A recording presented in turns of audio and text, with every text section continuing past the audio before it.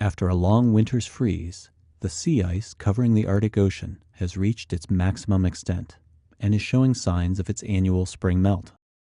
This maximum wasn't as big as it could have been, though. It turned out to be the fifth smallest winter peak in 35 years of satellite measurements. Every year, scientists pay close attention to changes in Arctic sea ice.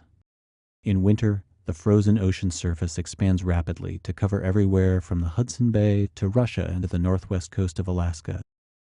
In the summer, the ice melts back dramatically, exposing more dark ocean water to the rays of the sun.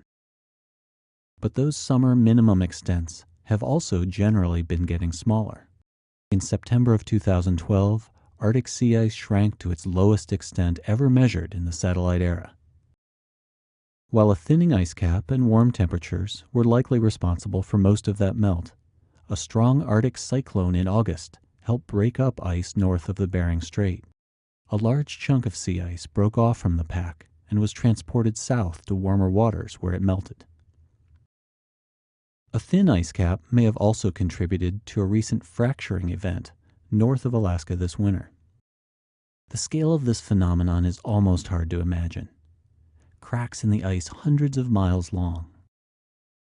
Sea ice far from shore is always at the mercy of ocean currents and winds, so fractures in the ice are a regular event. But the impressive scale of the cracks here may be due to the prevalence of the younger, thinner ice that we've seen in recent years.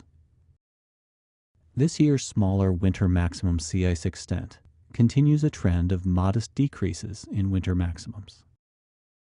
Since the size of the sea ice cap each season is dependent on many factors like temperatures, winds, and ocean currents, it doesn't necessarily mean that this year's smaller maximum sets the stage for another record minimum this summer.